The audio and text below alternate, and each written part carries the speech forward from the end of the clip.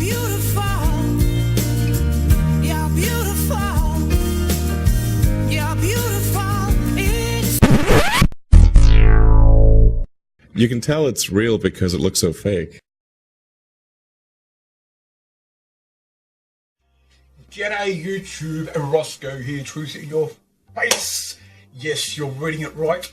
It's a NASA t-shirt and I'm in space. Don't believe me? Here's the proof. See the hair? Anyway, hope you enjoyed that intro as well. It just goes to show you how easy it is to fake space. So we must question everything. There's no reason why these astrophysicists need to get angry when people question things about the Earth. It's good to question things. It's healthy. And the reason they get upset is because they can't answer the questions. Why? Because all they've done is learnt astrophysics via a book. Do an exam. You're an astrophysicist. Did I do an experiment by going to the moon, by travelling into space, by anything? Did I do anything like hands-on to become an astrophysicist? No. To become an astrophysicist, read a book, look through telescopes a few times, read a few more books, do an exam, and you got a PhD in astrophysicists. Can't even fucking say the word. Anyway, so I hope everyone had a great Christmas and is enjoying the new year. Back to this NASA. Thank you to my friends Jason and Artie, Christmas present. But that's not all. I got a Christmas present from my brother. And my brother gave me NASA t-shirt number 2. But that's not all. My good friend Nikki, she gave me a Christmas present. Ta-da! What are they trying to say? I love NASA, well, which brings me to today's video. Now this one may take a little bit of brain work, but I'll try and keep it as logical and as easy to follow as possible. On New Year's Day,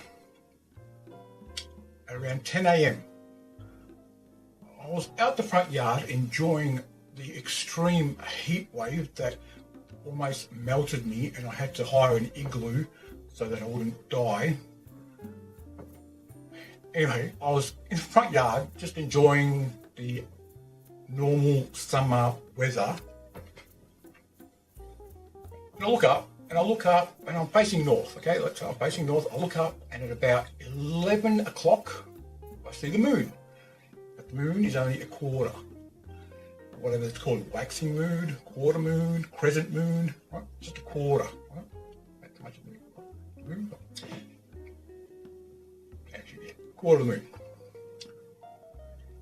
So it's 10 AM, which means the sun is over here. Okay? Moon is up here. About 11 o'clock. Sun is 10 AM. It's 10 AM. Okay? So the sun's about there. So that makes sense, like crescent moon on this side, sun's over here, it's lighting up the moon on this side. Everyone says, yeah, cool, that's the model works. But does it? Let's think about it logically and put physics to the test. Now, people may find this hard to believe. I did do a degree in maths and computing and physics and science.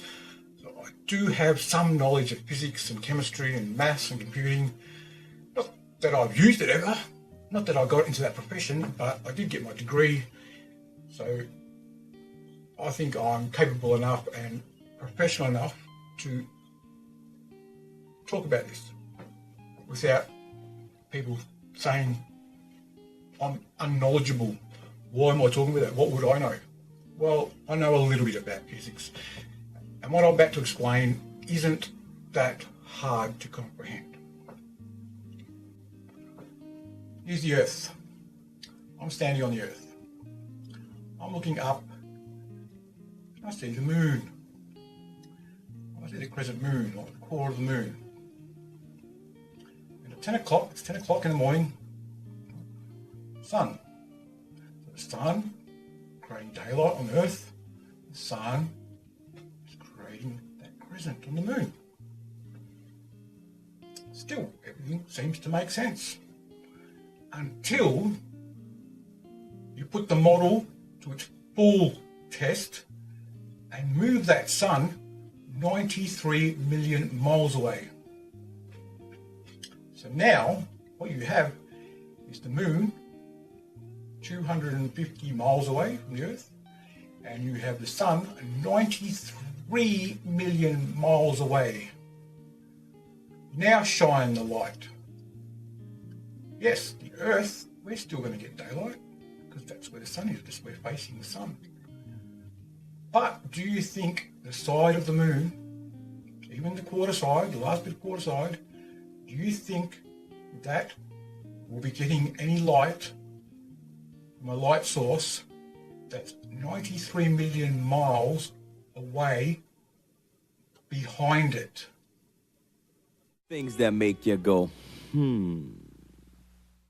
So, skeptics, okay, you have skeptics. Some people are not going to believe me, some people are going to think I'm still going to be, some people think I'm still full of shit, some people are still going to say, no, I'm wrong, and there is going to be light, whatever. Well, I've got part two. Now, if this doesn't prove to you that the model they're showing us is wrong, and fraudulent, and whatever else you want to call it, then I don't know what planet you're on. Like, this is as plain as can be. You don't even have to know physics to understand this. The sun is it's 10 a.m. Okay, the sun's 10 a.m. right? 93 million miles away. It's 10 a.m. It's daylight on Earth. Cool, where we are, where I am. Daylight, cool, 10 a.m. And we'll go with what happened, with what we see, and what we see is a crescent moon, waxing moon, whatever the fuck you want to call it. It's a quarter moon, right? Quarter moon. Now, following that logic, and I really don't know whether anyone's even thought of this before, but it's so ridiculously stupid on how this model works that why people aren't questioning it. If that sun at 10 a.m. is lighting up that side of the moon that's facing us, that quarter that's facing us, okay, listen carefully. If that sun at 10 a.m. is lighting up that quarter of the moon that's facing us, okay, we're looking at the moon that's facing us, the quarter of it is lit up from that sun, then it should also mean that that sun that's shining onto the Earth, this angle, should be lighting up that quarter of the Earth that's behind me, just as it's doing to the moon. Don't press that size, size of the moon, size of the Earth. 93 million miles away. Do you think the size of the Earth and the size of the moon is any relevance to the sunlight at that distance? Really? 93 million miles away. The sun apparently is lighting up this side of the moon that's facing us, which should mean that the same sun at the same time should be lighting up that part of the Earth behind me, that quarter that's behind me. So let's go 90 degrees and about a bit more, so about 120 degrees. So the Earth behind me, that's between 90 and 120 degrees behind me, should be lit up, just as the moon is. Moon, quarter Earth. Like, it's just logic. If it's going to do it to the moon, it's going to do it to the Earth. So maybe it does do it to the Earth, but does it? Because at 120 degrees in that direction, to me, is Santiago. Same latitude line. 120 degrees is Santiago in Chile. Okay? That's where Chile is, right there. That quarter of the Earth that should be lit up from the sun. So at 10 a.m. here on Earth, here in Melbourne, it's like 9 p.m. in San Diego. And guess what? Sunset is at 8:56. So it's fucking dark in San Diego.